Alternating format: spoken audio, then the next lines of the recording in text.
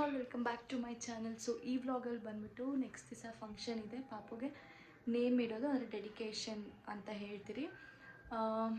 So ಅದಕ್ಕೆಲ್ಲ ಈಗ shopping ಮಾಡಬೇಕು. ಇನ್ನು ಏನೂ ಮಾಡಿಲ್ಲ, ಆಲ್ಮೋಸ್ಟ್ ಈವ್ನಿಂಗ್ ಆಗಿದೆ. ಅವನಿಗೆ ಡ್ರೆಸ್ಸು ತೊಗೊಂಡಿಲ್ಲ, ಡ್ರೆಸ್ ತೊಗೊಳ್ಬೇಕು. So let's see how it goes ಅಂತ. ಮೇಲೆಗಡೆ ಒಂದು ಶಾಪ್ ಇದೆ, ಅಲ್ಲಿ ಹೋಗ್ಬಿಟ್ಟು ನೋಡಿದೆ ಡ್ರೆಸ್ನ ನಾನು. ಎಕ್ಸಾಕ್ಟ್ ನಾನು ನೋಡ್ತಾ ಇದ್ದಿದ್ದು ಮರೂನ್ ಕಲರ್ ಶರ್ಟ್ ಸಿಕ್ಕಿಲ್ಲ. ಸೊ ಓಕೆ, ಇನ್ನೇನು ಮಾಡೋದು, ಸಿಕ್ಕಿಲ್ಲ ಅಂದ್ಬಿಟ್ಟು ಅಂತ ಬೇರೆದೊಂದು ಧೋತಿ ಮತ್ತು ಜುಬ್ಬಾ ಥರ ನೋಡಿದ್ದೆ.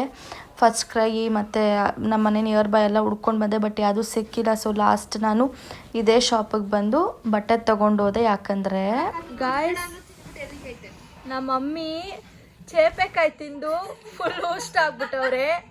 ನನ್ನ ಮಗನ ಬಟ್ಟೆನೇ ತಗೊಂಡಿರ ಬಂದೆ ನಾನು ಓಡಿ.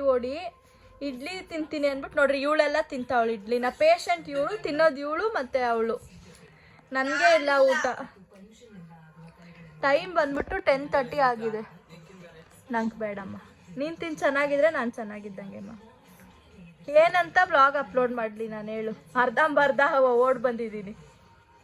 ನನ್ನ ಮಗನ ಡೆಡಿಕೇಶನ್. ನಮ್ಮ ಅಮ್ಮ ಮಲಗಿದ್ದಾರೆ. ನೋ, ಇದೇ ಹಾಕೋದು ನಾನು, ನಿಜವಾಗ್ಲೂ ಇದೇ ಹಾಕೋದು. ಏನು ಹೇಳಮ್ಮ. ಮತ್ತು ಫ್ರೂಟ್ಸ್ ಸಹ ತೊಗೊಳ್ಬೇಕಾಗಿತ್ತು ಕೊಡೋಕ್ಕೆ. ಸೊ ಏನೇನು ಫ್ರೂಟ್ಸ್ ಬೇಕಾಗಿತ್ತು ಅದೆಲ್ಲ ತೊಗೊಂಡು ಬಂದ್ರಿ. ಅದೆಲ್ಲ ನಮ್ಮ ಮಮ್ಮಿ ಹಾಸ್ಪಿಟಲಿಂದ ಬಂದಮೇಲೆ ಹಸ್ಬೆಂಡ್ ತೊಗೊಂಡು ಬಂದಿದ್ದು. ಲೈಕ್ ಲೇಟ್ ನೈಟೇ ಎಲ್ಲನೂ ನಾವು ಆಲ್ಮೋಸ್ಟ್ ತಂದಿದ್ದು. ಸ್ವೀಟ್ ಬಾಕ್ಸ್ ಸಹ ತೊಗೊಂಡಿದ್ರಿ. ನನಗೆ ಸ್ವೀಟ್ಸ್ ಅಂದರೆ ಸಖತ್ ಇಷ್ಟ. ಈ ಸೈಡಲ್ಲಿ ಪ್ಲಾಸ್ಟರ್ ಇರುತ್ತಲ್ಲ, ಅದನ್ನು ಎತ್ಬಿಟ್ಟು ನಾನು ಒಂದು ಸ್ವೀಟ್ ತಿಂದ್ಬಿಟ್ಟಿರ್ತೀನಿ. ಚಿಕ್ಕ ಹುಡುಗಿಯಿಂದ ಆ ಥರನೇ ನನಗೆ ಹ್ಯಾಬಿಟ್ ಆಗಿಬಿಟ್ಟಿದೆ. I know it's bad habit ಅಂತ, ಬಟ್ ನನಗೆ ಸ್ವೀಟ್ಸ್ ಅಂದರೆ ಸಖತ್ ಟೆಂಪ್ಟಿಂಗ್ ಆಗಿರುತ್ತೆ. ಮತ್ತು ನೈಟ್ ಎಲ್ಲರದು ಊಟ ಆಯಿತು. ಊಟ ಎಲ್ಲ ಮಾಡಿ ಪಾಪು ಜೊತೆ ಸ್ವಲ್ಪ ಆಟಾಡಿ ಅಮ್ಮ ಹುಷಾರಿಲ್ಲ ಅಂತ ಮಲ್ಕೊಂಡ್ರು ಬೇಗ. ನಾನು ಅವನಿಗೆ ಫೀಡ್ ಮಾಡಿಸ್ಬಿಟ್ಟು ನೈಟ್ ಆಯಿತು ಮಲ್ಗೋಕ್ಕೆ. ಮಾರ್ನಿಂಗ್ ಬೇಗ ಎದ್ದೇಳಬೇಕಾಗಿತ್ತು ಅಂತ.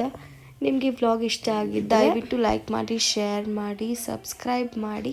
Thank you for watching. Bye.